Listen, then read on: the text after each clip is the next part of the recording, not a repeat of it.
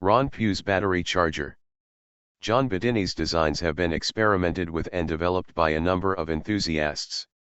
This in no way detracts from fact that the whole system and concepts come from John, and I should like to express my sincere thanks to John for his most generous sharing of his systems. Thanks is also due to Ron Pugh, who has kindly agreed for the details of one of his Bedini generators to be presented here. Let me stress again, that if you decide to build and use one of these devices, you do so entirely at your own risk, and no responsibility for your actions rests with John Bedini, Ron Pugh, or anyone else. Let me stress again that this document is provided for information purposes only and is not a recommendation or encouragement for you to build a similar device. Ron's device is much more powerful than the average system, having 15 coil windings, and it performs most impressively. Here is a picture of it rotating at high speed. This is not a toy. It draws significant current and produces substantial charging rates. This is how Ron chose to build his device. The rotor is constructed from aluminium discs which were to hand, but he would have chosen aluminium for the rotor if starting from scratch, as his experience indicates that it is a very suitable material for the rotor.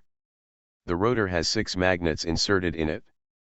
These are evenly spaced 60 degrees apart, with the north poles all facing outwards. The magnets are normal ceramic types, about 22 mm wide, 47 mm long and 10 mm high. Ron uses 2 of these in each of his 6 rotor slots. He bought several spare ones and then graded all of them in order of their magnetic strength, which varies a bit from magnet to magnet. Ron did this grading using a gauge meter. An alternative method would have been to use a paper clip about 30 mm in size and measure the distance at which one end of the clip just starts to rise up off the table as the magnet is moved towards it. Having graded the magnets in order of strength, Ron then took the best 12 and paired them off, placing the weakest and strongest together, the second weakest and the second strongest, and so on. This produced 6 pairs which have fairly closely matching magnetic strengths. The pairs of magnets were then glued in place in the rotor using super glue. It is not desirable to recess the magnets, though it is possible to place a restraining layer around the circumference of the rotor, as the clearance between the magnet faces and the coils is about 1/4 inch, 6 mm, when adjusted for optimum performance. The north poles of the magnets face outwards as shown in the diagram above. If desired, the attachment of the magnets can be strengthened by the addition of blank side plates to the rotor, which allows the magnet gluing to be implemented on 5 of the 6 faces of the magnet pairs. The magnets embedded in the outer edge of the rotor are acted on by wound coils, which act as 1 transformers, electromagnets, and pickup coils. There are 3 of these coils, each being about 3 inches long and wound with 5 strands of number 19 AWG, 20 SWG, wire. The coil formers were made from plastic pipe of 7/8 inch, 22 mm, outer diameter, which Ron drilled out to an inner diameter of 3/4 inch, 19 mm, which gives a wall thickness of 1/16 inch, 1.5 mm. The end pieces for the coil formers were made from 1/8 inch, 3 mm, PVC, which was fixed to the plastic tube using plumber's PVC glue. The coil winding was with the 5 wires twisted around each other.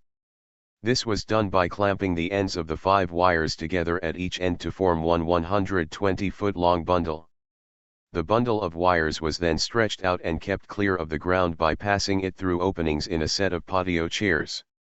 A battery-powered drill was attached to one end and operated until the wires were loosely twisted together. This tends to twist the ends of the wires together to a greater extent near the end of the bundle rather than the middle. So the procedure was repeated, twisting the other end of the bundle. It is worth remarking in passing, that the drill turns in the same direction at each end in order to keep the twists all in the same direction. The twisted bundle of wires is collected on a large diameter reel and then used to wind one of the coils. The coils are wound with the end plates attached and drilled ready to screw to their 1/4 inch, 6 mm, polyvinyl chloride bases, which are the bolted to the 3/4 inch, 18 mm, MDF supporting structure. To help the winding to remain completely even, a piece of paper is placed over each layer of the winding. The 3 coils produced in this way were then attached to the main surface of the device. There could just as easily have been 6 coils. The positioning is made so as to create an adjustable gap of about 1/4 inch, 6 mm, between the coils and the rotor magnets in order to find the optimum position for magnetic interaction. The magnetic effects are magnified by the core material of the coils. This is made from lengths of oxyacetylene welding wire which is copper coated. The wire is cut to size and coated with clear shellac to prevent energy loss through eddy currents circulating inside the core. The coils are positioned at equal intervals around the rotor and so are 120 degrees apart. The end pieces of the coil formers are bolted to a 1/4 inch, 6 mm, PVC base plate which has slotted mounting holes which allow the magnetic gap to be adjusted as shown here. The 3 coils have a total of 15 identical windings. One winding is used to sense when a rotor magnet reaches the coils during its rotation. This will, of course, happen 6 times for each revolution of the rotor as there are 6 magnets in the rotor. When the trigger winding is activated by the magnet, the electronics powers up all of the remaining 14 coils with a very sharp pulse which has a very short rise time and a very short fall time. The sharpness and brevity of this pulse is a critical factor in drawing excess energy in from the environment and will be explained in greater detail later on. The electronic circuitry is mounted on 3 aluminium heat sinks, each about 100 mm². 2 of these have 5 BD243C NPN transistors bolted to them and the third one has 4 BD243C transistors mounted on it. The metal mounting plate of the BD243 transistors acts as its heat sink, which is why they are all bolted to the large aluminium plate. BD243C transistors look like this. The circuit has been built on the aluminium panel so that the transistors can be bolted directly onto it, and provided with insulating strips mounted on top of it to avoid short circuits to the other components. Standard strip connector blocks have been used to interconnect the boards which look like this. The circuit used with this device is simple, but as there are so many components involved, the diagram is split into parts to fit on the page. These diagrams are usually drawn with a common charging wire going to the top of the battery which is being charged. However, it needs to be understood that drawing it that way is just for convenience, and better performance is achieved if each charging circuit has its own separate wire going to the charging battery as shown in section 1 here. Section 1. Coil. Trigger. Drive. Charging. Section 2. Coil. Trigger. Section 3. Coil. Trigger. While this looks like a fairly large and complicated circuit, it actually is not. You will notice that there are 14 identical circuit sections. Each of these is quite simple. This is a very simple transistor circuit. When the trigger line goes positive, driven by the magnet passing the coil, the transistor is switched on hard, powering the coil which is then effectively connected across the driving battery. The trigger pulse is quite short, so the transistor switches off almost immediately. This is the point at which the circuit operation gets subtle. The coil characteristics are such that this sharp powering pulse and sudden cut-off cause the voltage across the coil to rise very rapidly, dragging the voltage on the collector of the transistor up to several hundred volts. Fortunately, this effect is energy drawn from the environment which is quite unlike conventional electricity, and thankfully, a good deal less damaging to the transistor. This rise in voltage effectively turns over the set of 31N4007 diodes which then conducts strongly, feeding this excess free energy into the charging battery. RON uses 3 diodes in parallel as they have a better current carrying capacity and thermal characteristics than a single diode. This is a common practice and any number of diodes can be placed in parallel, with sometimes as many as 10 being used. The only other part of the circuit is the section which generates the trigger signal. When a magnet passes the coil containing the trigger winding, it generates a voltage in the winding. The intensity of the trigger signal is controlled by passing it through an ordinary vehicle 6-watt, 12-volt bulb and then further limiting the current by making it pass through a resistor.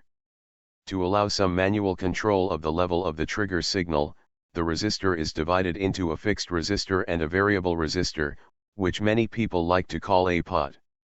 This variable resistor and the adjustment of the gap between the coils and the rotor are the only adjustments of the device. The bulb has more than one function.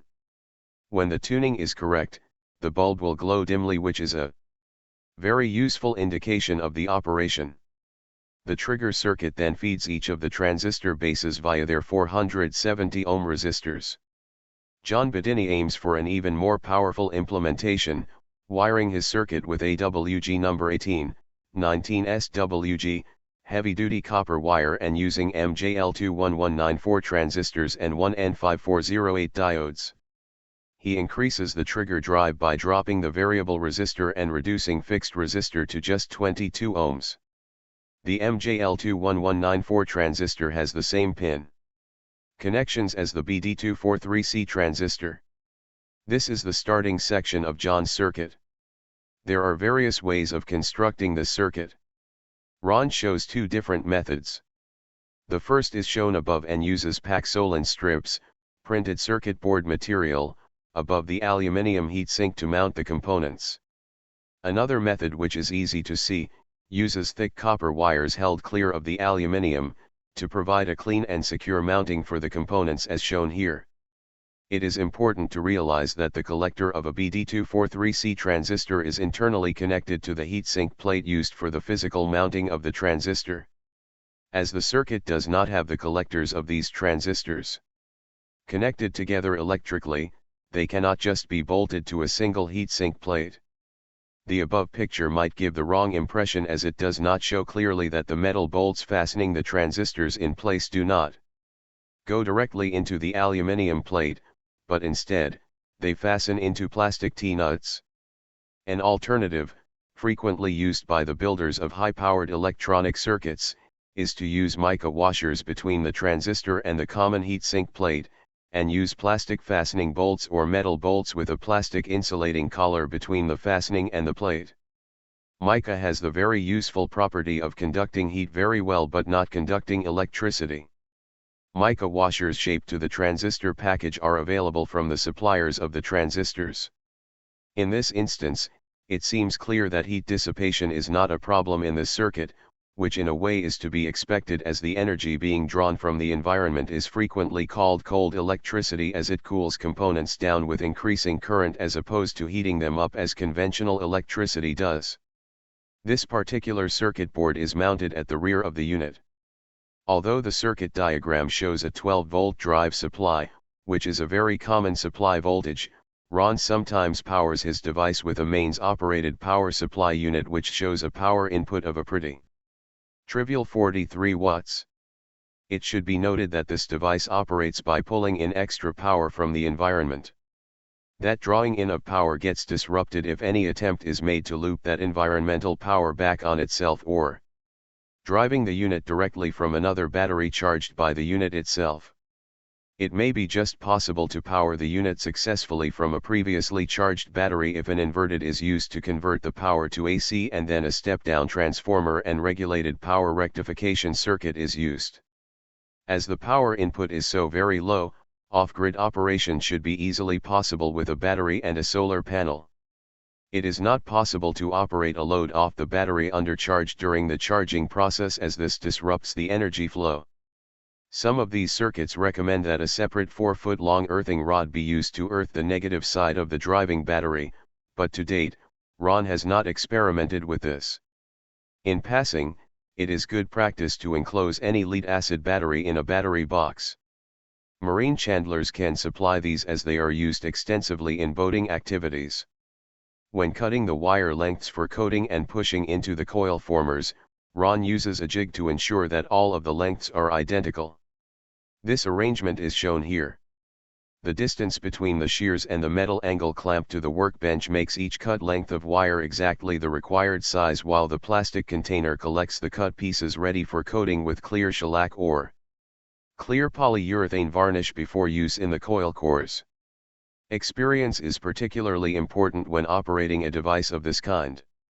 The 100 ohm variable resistor should be a wire wound type as it has to carry significant current.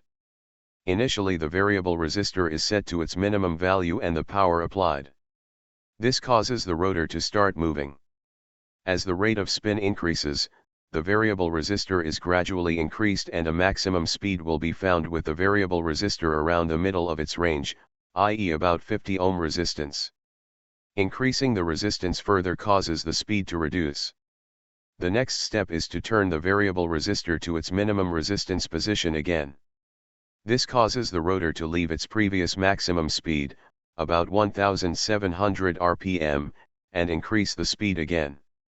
As the speed starts increasing again, the variable resistor is once again gradually turned, increasing its resistance. This raises the rotor speed to about 3800 rpm when the variable resistor reaches midpoint again. This is probably fast enough for all practical purposes, and at this speed, even the slightest imbalance of the rotor shows up quite markedly. To go any faster than this requires an exceptionally high standard of constructional accuracy. Please remember that the rotor has a large amount of energy stored in it at this speed and so is potentially very dangerous. If the rotor breaks or a magnet comes off it, that stored energy will produce a highly dangerous projectile. That is why it is advisable, although not shown in the above photographs, to construct an enclosure for the rotor. That could be a U-shaped channel between the coils. The channel would then catch and restrain any fragments should anything break loose. If you were to measure the current during this adjustment process, it would be seen to reduce as the rotor speeds up. This looks as if the efficiency of the device is rising. That may be so, but it is not necessarily a good thing in this case where the objective is to produce radiant energy charging of the battery bank.